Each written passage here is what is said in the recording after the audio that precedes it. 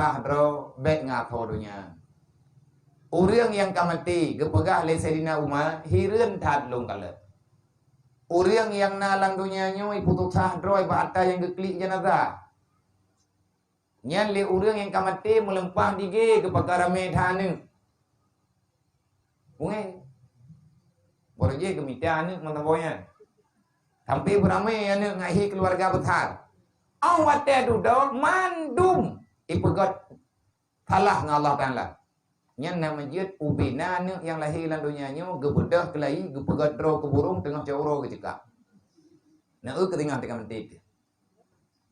Nyo teka meninggal ke tengah tetangi yang anu we tino im paki tago nyo im paki tago ji. Itu nak urung nyo itu nak urung ji. Nya yang tu sapu tanya urung temen nak. Kan. Mak nganiah ke dalam alam barzah.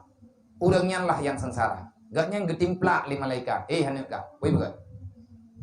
Tamu itu taranggung. Handai dengar le anu.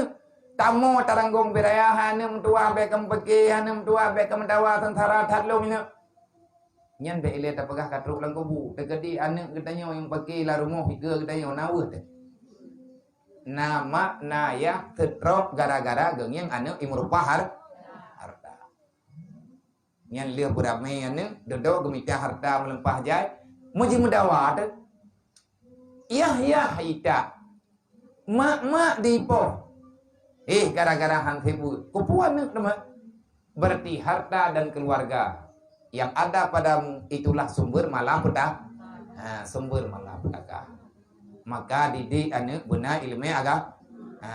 Nyan tidak pegah didik anu benar ilmu agama. Kalau tente si tunggu hai ta mendoa bunyo lagi yang ka gepega bero katanya udah yang coba oleh Allah Taala yang handro pakai pikiran katanya untuk tapegla. Na urang ahwate gatnyan gia ju ane gebak beut tengah beut imdawa. Nyan ta beut hantut mendu.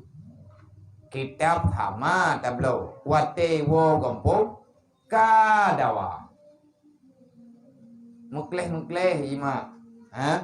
Mekleh malim dengan tabiat manusia. Tabiat artinya nafsu amarah. Tabak untuk kutalu nafsunya payah tak melindung ba Allah. Payah tak pubat butoi. Pubat dengan cara sempurna, nyan penyakitnya habis kada. Ukam ji hang kada. Maya mantang tinggal dalam dunia tabi-tabi masalah dia. Maka ngatruk lagi yang kata pegahnya ilung pitengah lo sa bekan biki lidro nendri nya biar ke pegah baktinya berarti katnya kalaginya nah nu ilung paling kurang ka kutong pegah ilung mentong pegah tak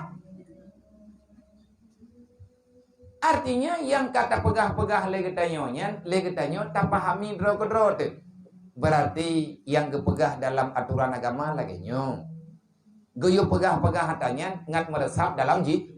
Wate tak pegah tabi-tabi tengah tak pegah mengkubur-kubur babah tajib le ibabahnya. Tu'ut le keroi. Wate tu'ut yang tak pegah-pegahnya jet ke darah gapah watenya ke berubah. Nan ke jet trip tat jet tu maya tak beut minggu ke. Ya beut tiga jemaah tiga ni. Kena jah dia uro antar empok jah. Tibu. Nah urang nangku minggu tiga ngan pajak ti bulan tiga ngan pajak ti bona dah. Nah surugai pak adalah jenala dengan kepada ji. Nyan mandum bak pilihan Allah. Mandum atanyan bak ata yang kepilih li Allah.